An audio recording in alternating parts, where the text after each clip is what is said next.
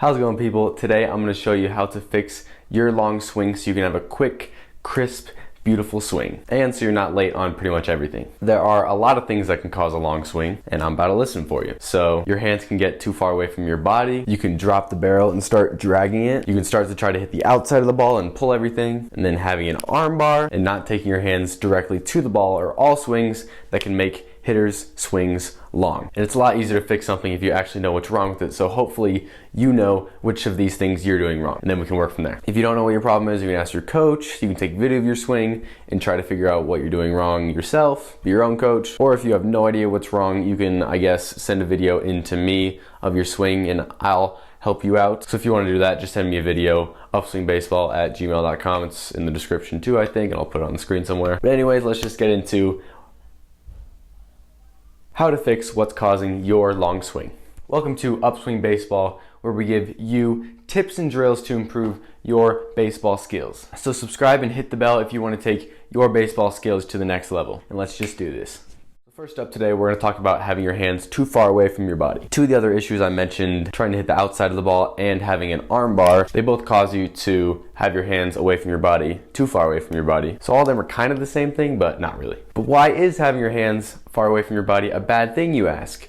Good question. Well, it's bad because it slows your swing down. And it slows your swing down because you're weaker and less connected that way when your hands and arms and the bat is farther away from you versus staying connected and with your hands close to you, and you're stronger there and have more control over the bat. And real quick, just in case you don't know what having an arm bar and trying to hit the outside of the ball means, an arm bar is just when your front arm, so I'm a lefty, so right arm is my front arm, when you're back here and this arm gets fully locked out, that's an arm bar. And then trying to hit the outside of the ball, that's pretty self-explanatory. It's when you try to hit the outside of the ball instead of the inside of the ball, and you're trying to yank everything, trying to get around it. And the best fix for these swing flaws, without a doubt, is the fence drill. A lot of people have heard of it, but I'm gonna explain it anyway. It's a drill that forces you to keep your hands close to your body and inside the baseball. Otherwise, you'll hit the fence or the net. As you can see, it's a pretty easy drill to do. You just have to go out to a field and get a fence or a net to work with, and you step away from the fence or the net at bat's length. So you put the bat on the belly button,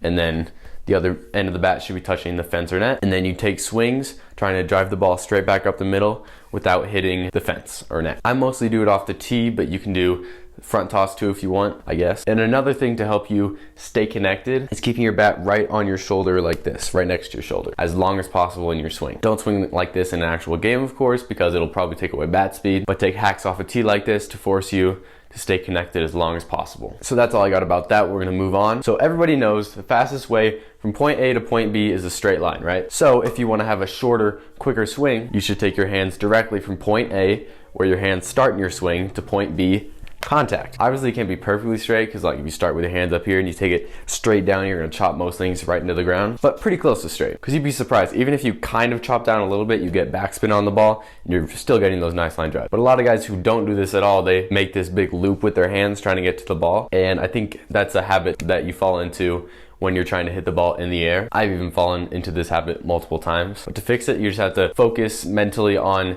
taking your hands straight to the baseball, like throwing your hands at the baseball, and then hitting ground balls and low line drive. Not those towering fly balls, because unless you have that light tower power, those things are gonna get caught most of the time.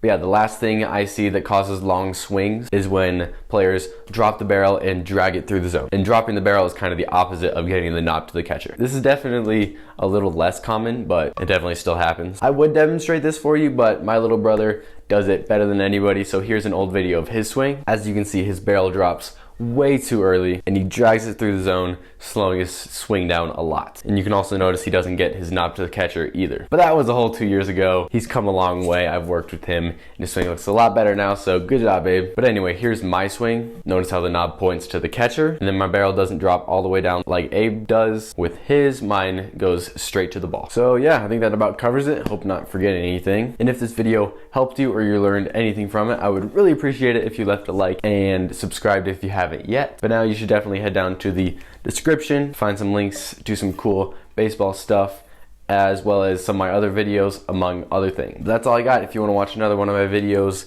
you can click the one down there. But either way, thanks for watching this one. Bye.